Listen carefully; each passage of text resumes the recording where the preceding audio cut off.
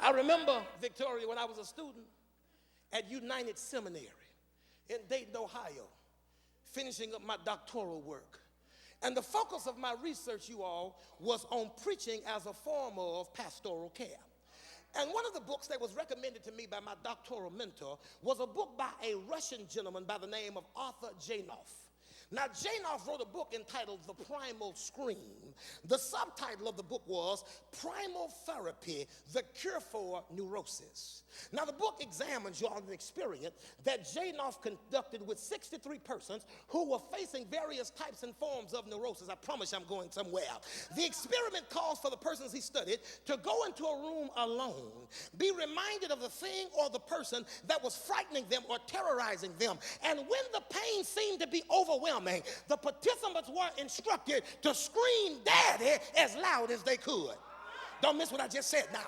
They were in a room by themselves, you all. They were reminded of everything that was tormenting them, everything that was threatening them, everything that they thought was coming after them. And just about the time they were about to reach their breaking point and run out of them, he would say to them, in the loudest voice you can, scream "Daddy." Don't miss this now. I'm going somewhere.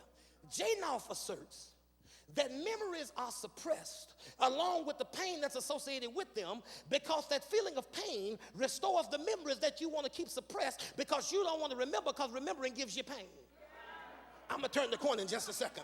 So he begins to write, you all, about how we defend ourselves against this pain. He gives the example of drug addiction.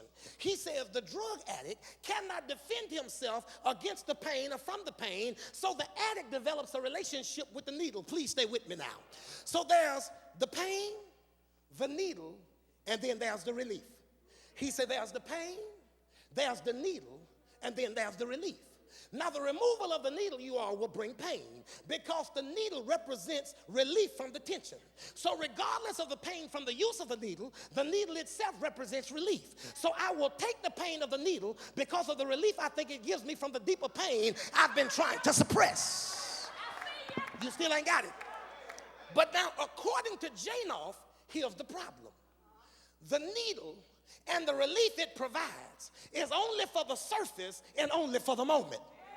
So Janov argues that there has to be something more powerful that will allow you to revisit the memory, face the pain, be healed of the pain, and then walk away, know that you're feeling better. And Janov discovered that the only thing that will allow you to face your pain, revisit the memory, take the power from the memory, and walk away from it like you've been healed, is when he put you in a room and had you to scream "Daddy." Let me try it one more time. Janov says we suppress memories and we suppress pain, because if there is pain associated with the memory, we don't want to keep the memory, because the memory reminds us of the pain that we do not want to deal with. So when he began to look at this thing, he said the only thing that will allow you to relive the memory, confront the pain, walk away from the pain knowing that you've been healed, is when he placed them in a room and had them to scream "Daddy." You still ain't got it. Let me leave psychotherapy and jump over into theology. I wish I had somebody. See, I wish I had been there in the 1960s, because I would have told Janov, man, you ain't discovered nothing new. They've been doing that in the Bible for the last 2,000 years, because ain't nothing like screaming to make you feel better. Ain't nothing like opening up your mouth and hollering real loud to make you feel that things are getting better. But now watch this, now watch this. He didn't just tell them to scream. He said, but you got to say "Daddy." He said, don't just be hollering for the sake of hollering. He said, but when you scream, say "Daddy." I don't know if Janov felt the call to preach or not, but I think he stumbled up on a revelation, y'all. Somebody's missing this thing. He didn't just say scream. He said, but when you scream, scream "Daddy." Is there anybody here that's ever had a rough season in your life? I mean, things were going bad for you. You didn't know how you were going to make it. And all you could say was, "Father, I stretch my hands to thee. No other help I know." Look at your neighbor and say, you better learn how to scream. Now watch this here. Now watch this. Now watch this. Now watch this. Now watch this. Now watch this. Now watch this.